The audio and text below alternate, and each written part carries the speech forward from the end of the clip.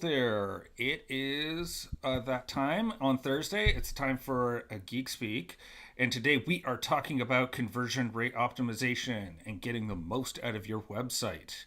And of course, my name is Phelan with Seymour Digital Media. And I'm Rena Little from Little Works Indie Media. Awesome. And okay, so today we're talking about conversion rate optimization, and so which is really important, especially when you've got your ads humming along and you're not getting any leads, you're not making any sales, and then this is going to Yeah. be going through what you could do to signals that you need to change things up, and also signals that or tips and tricks and that kind of stuff as well. Yeah. And so I guess I'm going to start with just like a definition of conversion rate optimization, which is the number of conversions. So that's people that fill out a form, click the telephone call, subscribe. That's when it's a little less for me, or make a sale, right? E-commerce purchase, right? And so you're taking that number and you divide it by the number of sessions. So you're getting a rate of, Website sessions. Yeah. yeah, yeah. So website sessions. Um, all right. Can I just jump in there? Because I look at it slightly differently and I just want to put in a couple of little fine tunes in there. Sure. So for me, conversions is whatever it is that you set, because you do have to do that in Google. You work with your provider or you work with Tag Manager, and you set up what your conversions actually are. So you get to decide what those key actions are on your website.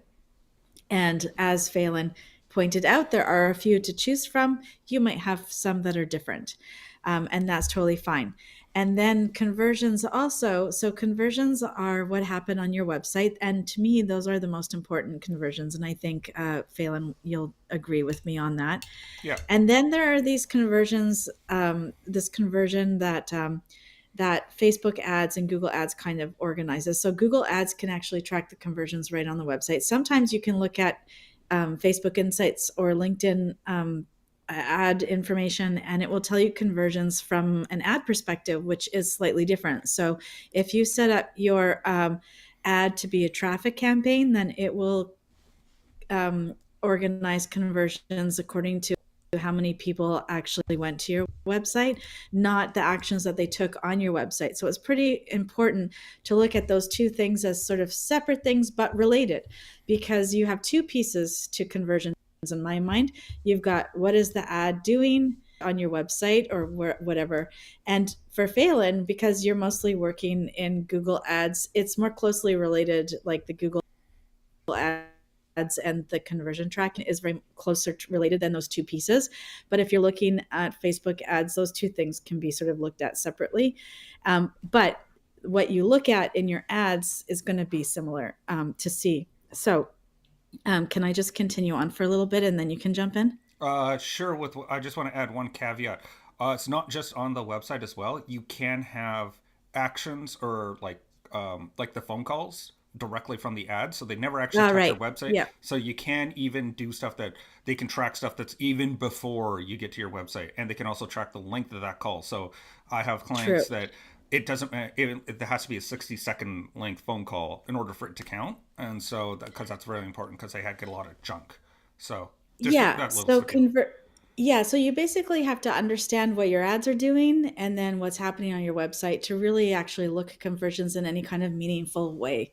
That's basically the bottom line. So basically, what the way that and I do like to look at it the two sections as separately. I like to look at I like to test my ads first, and again, Facebook is a little bit different than Google Ads, but in Facebook, I'll test things in a particular order for my whole campaign. So I'll start with the photos because that's the most immediate thing that people see. So I'll test a bunch of different photos until I lock one down and get the conversion rate, the click through rate that I'm looking for, and then I will a bump up at least, and then I'll look for the headlines, and I'll look for another bump up, and then I'll test those headlines, and then I'll also test the copy, and I'll look for which one performs the best, and then finally you get the best ad that is converting. Now on your traffic traffic uh, campaign, that ad campaign, you're going to want to be getting Well, anywhere I like to try and aim for anywhere around 3% rate click through rate to get there on a very targeted audience. So the broader the audience, that number sort of goes down a little bit. I usually find, but the more specific your audience is, the bigger that click through rate can be. Um, and then you need to do the same thing. So let's say you've got all those people clicking through to your page and they're getting there and then nothing's happening. You're not making any sales. You're not getting anything to happen. You kind of need to go and test that landing page too. So you're going to want to test again the imagery.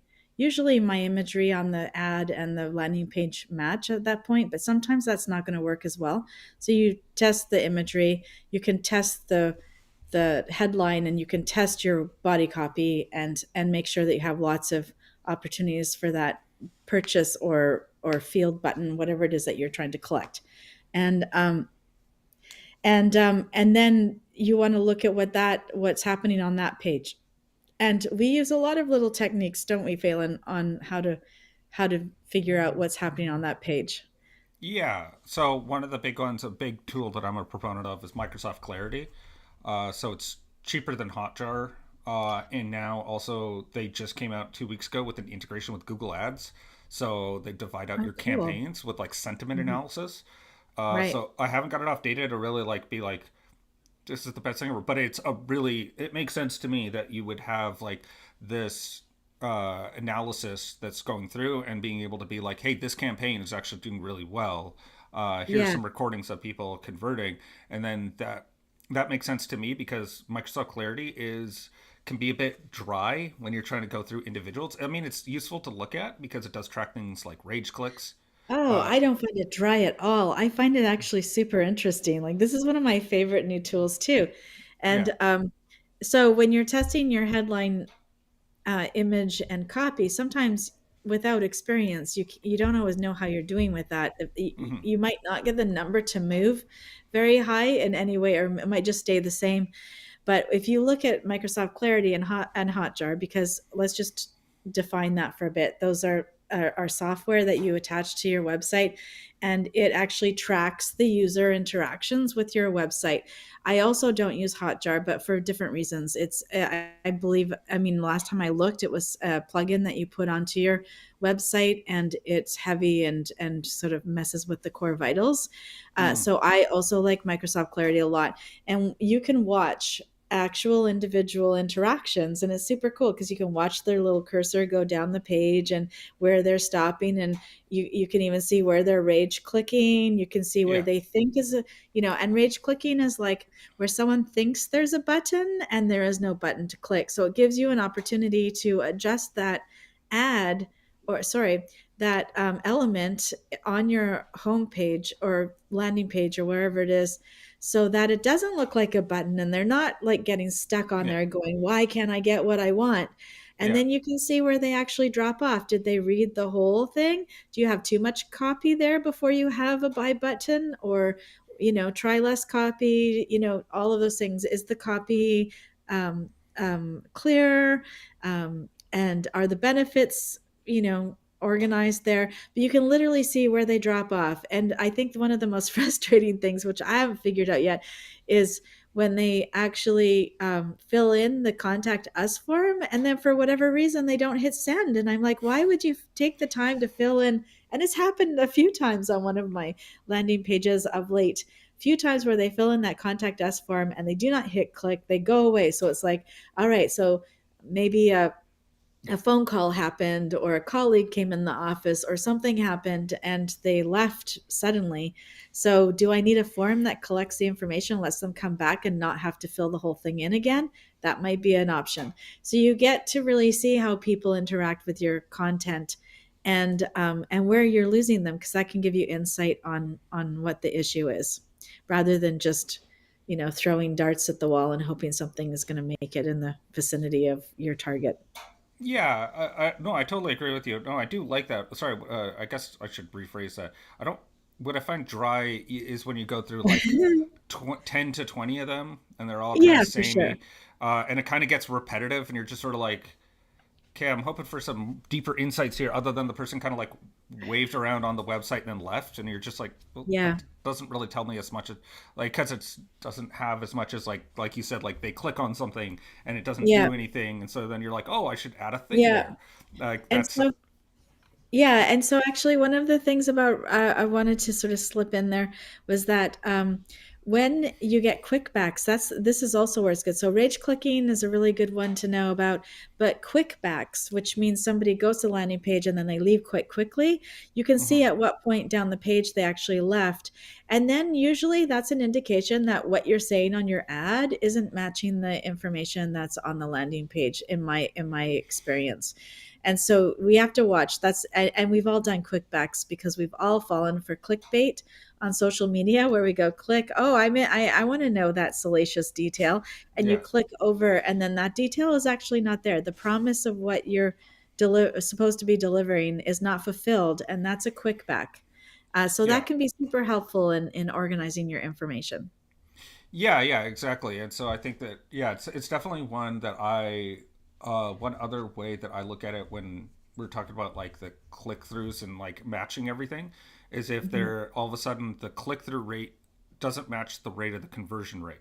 So if there's a huge drop Yes. off and Yeah. the ratio is not the same, that to me tells me that the landing page is not doing what the ad's doing, because the ad is obviously compelling people to go and click on it, and Yes. then whatever's on the page is not matching that, so you can go back and then say like, oh, what's not Yeah. working there.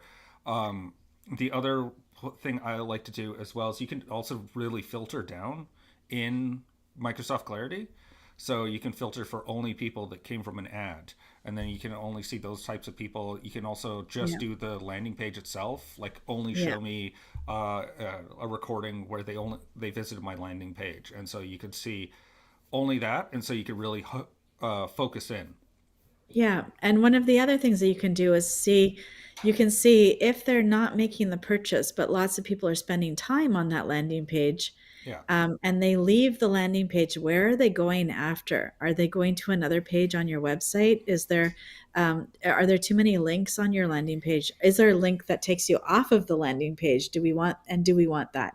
So sometimes if you're doing top funnel work, and you're asking for a sale on the landing page and you feel like you're getting a lot of people moving through your site instead, that could indicate that your targeting is not very good on your ad because you're getting top funnel. So top funnel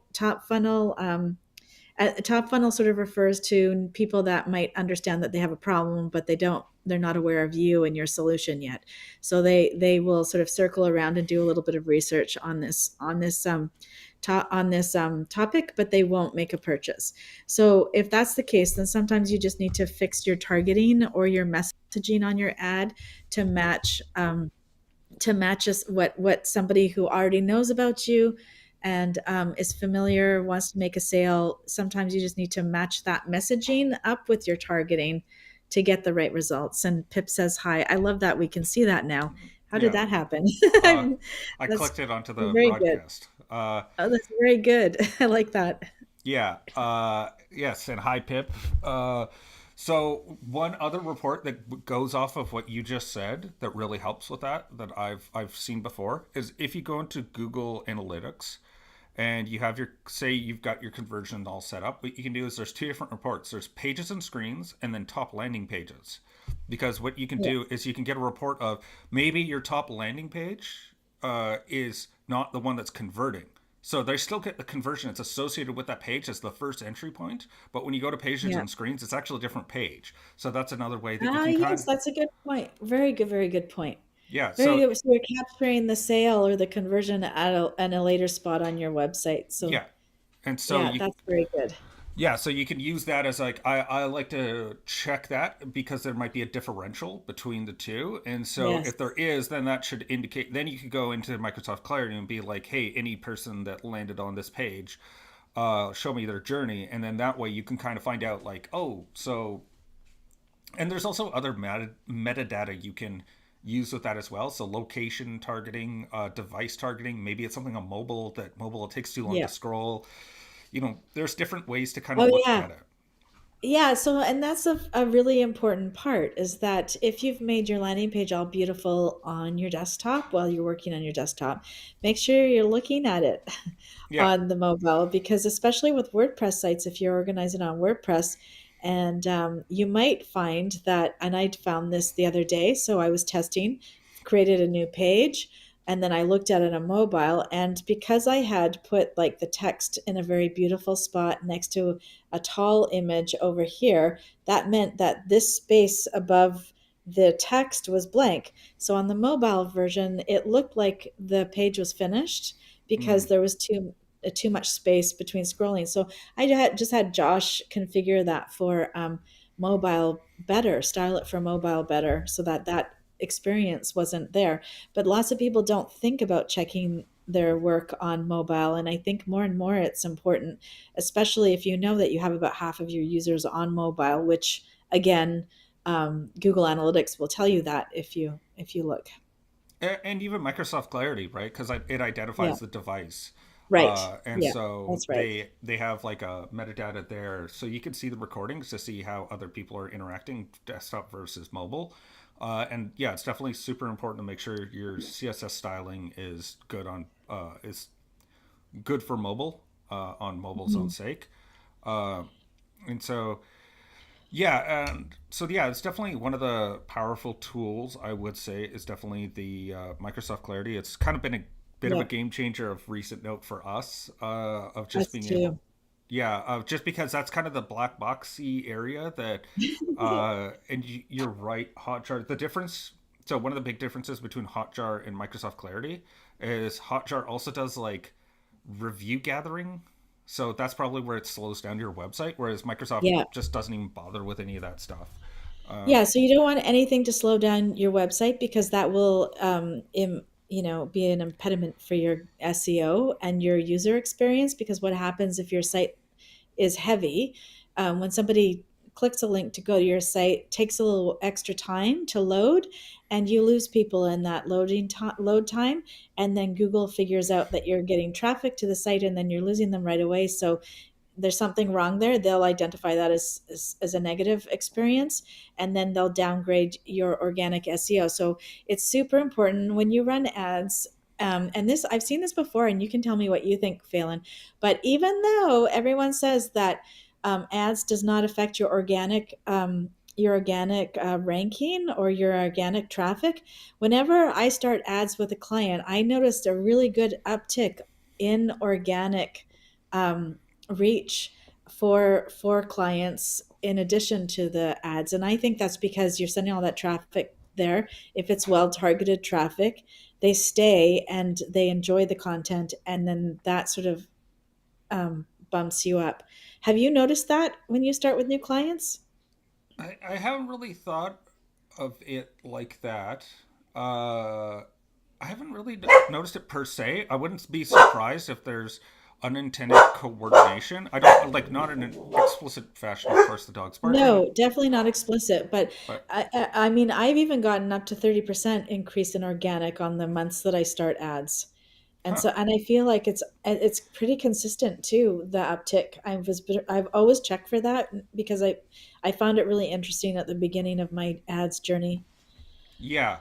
Um, One thing that just kind of comes to mind is probably that Google has a better understanding of your website because of the yeah. ads, and Oh yeah, unintentionally, because yeah. like you're putting in these keywords that are associated with this Yeah. website, and so then all of a sudden they're like, oh, so that's what your website's about. So it's like my gut would be that like they don't mean to. It's just like their systems learn more about your Yeah. No, website, I and have. then uh, Yeah, I agree. They do not mean to. It's there's those two things are supposed to be completely separate, but in my mind, they're quite related. yeah. And there are I, just like, I want to say sorry, go ahead. one thing. Sorry about the. Yeah. You said site speed, so I just wanted to say Yes. one thing about that is that Amazon spent like an inordinate sum of money to speed up their website because they saw for every 1 second of faster load time, saw a 1% increase in conversions. Oh, wow, that's a really great stat to know. I'm Yeah, putting that in my back pocket. yeah. And it's So true. I have that issue myself. If I go to something, I'm scrolling around on social media and all of a sudden or on Google or whatever it is, and I see an ad that I like, I click it. If I can't get to that page fast enough, I'm gone. I'm out of there. Yeah. And so, Well, also you just find it annoying. Like if I'm on a website totally. and I'm just like, come on, load. Like I actually want to You read what know, you have to say, and it's not taking its yes. time loading up. I'm just like, come on, like Yeah. you could do better. Yeah. And Yeah, so just a couple of little pieces that I've gathered, and we didn't really talk about this on our meeting the other day, so surprise. But I think that two of the things that are super important with conversions and organizing your conversions is understanding your messaging and your targeting. And I think that I had a client once, and I think this is so super relevant. Is that I had a client. I This comes up a lot. Is I get the conversation. Oh, we've tried ads and it doesn't work for our business, yeah, and we had one particular client where I always explain. Well, the ads are only as good as the person who is doing them, yeah. or the experience of the person that's doing them. So, and often they're doing them themselves, or they have somebody that's super cheap. And Mm, I'm not saying that you don't actually have to pay a lot to get really good Google ads or Facebook ads happening, but you do have to pay somebody who's got experience, because even though there are all these wizards to set you up and things are fairly straightforward and you can just hit that boost button, I do not recommend hitting the Facebook or Instagram boost button. That is the biggest way to waste money, even if it's only $30. It's just a waste. It doesn't really I, work I that well. I've had Yeah. one counterexample for that that Okay, drove me good. up the absolute wall. It was this. Okay. It was a farm and was a meadery that was Oh, on the weird. island, and Yeah. I ran ads that were specifically supposed to be get people to get them more foot traffic. Would not Yep. work. But she boosted a post, and they said they'd sell out in a weekend. Okay, so my question is, when you were doing the local ads, was that on Google? No, it was Facebook ads. It was like Oh, through you're the kidding. Facebook ads Oh, manager. interesting. Okay, well, that's interesting. I'd like to look at that case study a little bit more deeply, but of course there are always, Edge case. exceptions to the Yeah, yeah. rule. No, no, For sure. I But totally agree. but I wanted to emphasize that this was a company that sold tools, Mm, and they had an online store and they had an in-person store. They were doing about, 55,000, 35 to 55,000, and they were going up and down yeah. on online sales only. And I convinced him to do a really small. He was really fixated on social media, which I do a proprietary blend of Facebook ads with Google ads that work together in a very particular way. And I convinced him to do a really small, just $500. That's all we needed, and we grew that every month. It went up. There was no up and down, and even after Christmas, the January and February after Christmas were higher than Christmas. We grew that. Those sales to 125,000 in 12 months, and that was somebody who was absolutely resistant to doing Google ads and only did them because I gave him a very small package. So don't worry if your first try is not working out. Do need to give it at least 3 months to figure out Google ads, and you should probably give it a little bit more time on Facebook, about the same amount of time on Facebook. You want a minimum of $500 on each platform, because it's really hard to do much on Facebook without that kind of ad spend. And you should be seeing some results within the 3 months that show good results. And it can work for all sorts of businesses. So products are great. We use a different technique for services. Also, local services, you had mentioned, Phelan. Local services are very good on ads. Hmm. And tickets can be. I've also seen them flop. So it really depends, because the spread of the ticket price, and it depends on how many events you're holding as to whether it's going to work or not.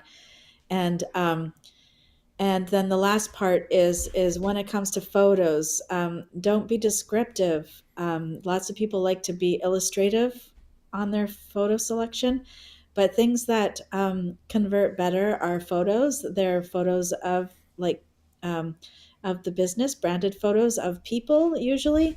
And so I don't really love stock photos, or I love stock photos that don't really look like stock photos, and animals, and ones that'll pop out. Not everything that looks exactly like everything else. So those are my top top things. And the targeting is the most important aspect of all ads. People will forgive your artwork and your messaging if your targeting is perfect. Yeah.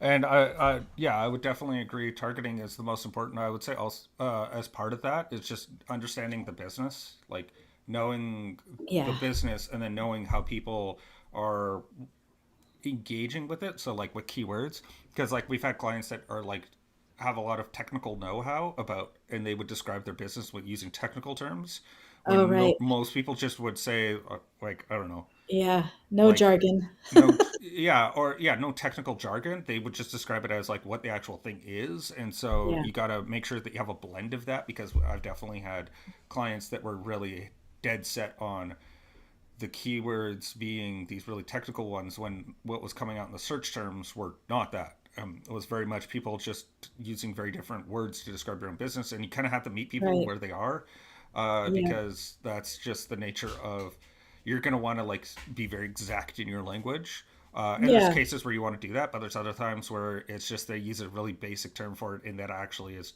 just as good. So Yeah. that's another one. I was just going to say as well, there's plugins like WE3 Total Cache are a really good free plugin for WordPress that speeds up All your right. website. There's other Mhm. ones. If you have SiteGround has like their own inbuilt one as well. That's what's amazing. And I was. It's the first time I've been There's in. I've heard says there's some recent issues of in SiteGround right now. I can't get into details because I can't remember them, but Uh, we need to look into that. yeah, I can hear Georgie there. I know, I'm sorry. It's all good. Georgie's it's not me ground. That's not my stomach. That's my dog. Yeah, um, or more accurately, it is somebody else's dog that I'm sitting next to. Okay, so the other thing that I wanted to say is go through your keywords regularly and see how they're performing and remove what's not working out. So, Phelan, one thing that I like about working with you at Seymour Digital is with for my clients is that we sit down and we go through and discuss what's working and what's not and how we can improve things, and I really appreciate that.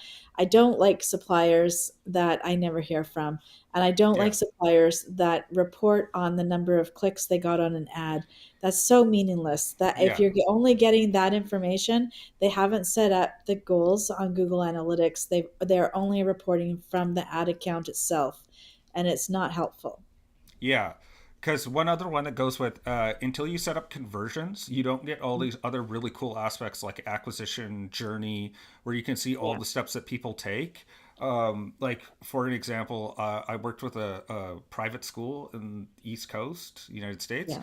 and parents would regularly like do up to 30 visits to their website from Google Organic, meaning that they typed the school in and Google went to the site, Really? looked around, and like it was not uncommon at all for them to have like 30 steps before the parent would convert. That's good to know. What good information is that, Yeah, right? exactly. And so you can also Yeah. see stuff about random parts in the journey, right? So we had Yeah. people that were doing, like, I just saw one of them, a co working client that just came on board, and I went straight there because they had their conversion set up. And so I looked, and they were getting organic, MailChimp, then like their own proprietary app was the final step and when they converted. And so you could see all All these like right. steps that people were taking along the journey, which are things that you're not going to get unless you've set up the conversions, because that's the only way that Yeah. Google tracks these things. Yeah. And so you want to have these set up, just and like meaningful, like we talked about at the start. Like you got to identify the key actions on your website that like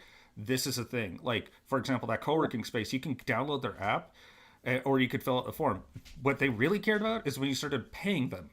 And so we looked at like when's that, how can we trigger that, all right? And so we're Yeah. looking at a Zapier that connects to their Stripe account that sends a signal back to Google Analytics, hey, this person converted. Yeah. Yeah. And so these are more meaning, like what's the meaningful part. And usually it's some sort of, you know people getting, like if you're some sort of like home services, like you want someone filling out a form, what is even more important out of those people who actually went forward with your quote. And so Yes. that's kind of the most important part, uh, to me. And Yeah, so and actually that brings up a final good point is that tracking doesn't end at your website. mhm. Tracking ends after that sale, and then it should be actually tracked in your CRM, like what happens to that person that you've converted in whatever way, what happens to them after the fact, because only then can you organize your cost per conversion and your lifetime value of that customer, of your customers, and the average sale and all of that sort of really neat stuff that helps you identify what your marketing budget should be to Yeah. keep those sales going. Well, and also your cost per acquisition, which Google and Yeah. Facebook absolutely, if you can calculate that number and tell them what the cost per acquisition is, they Hmm. love you because that's what their systems really like working with. And then also, really cool feature is HubSpot and what's that awful bloated one? Um the CRM, the really big one. Help me out here. Oh, Salesforce. Salesforce, yes. But both of them have dedicated. So if someone actually goes through your sales process and becomes an actual paying client, that also Mhm. sends a signal back to Google Ads to say, hey, find me Oh, I more did people not like. know that. Yeah, they have a Oh, dedicated inbuilt. Zapier has a connection, but it's really fidgety. I've not been able to make it okay. work. All Uh, right. So there's a good plug for, working with HubSpot or Salesforce that I didn't know about. I don't particularly like those giant CRMs, but that gives me a whole other perspective, Phelan. yeah, So we should probably end it here because we covered quite a bit more than what we actually even expected to, I think. yes, And so thanks for joining us today. We are in the Business Marketing Mixer Facebook group, but you can come back wherever you're watching us now. You can come back every Thursday to see the next episode. And next week we've got Greg and Pip, who will be talking about it's a guide to mastering local SEO with WordPress. So especially if have a brick and mortar store or a service area, you want to definitely be on that call. So thanks for joining us. See you next time.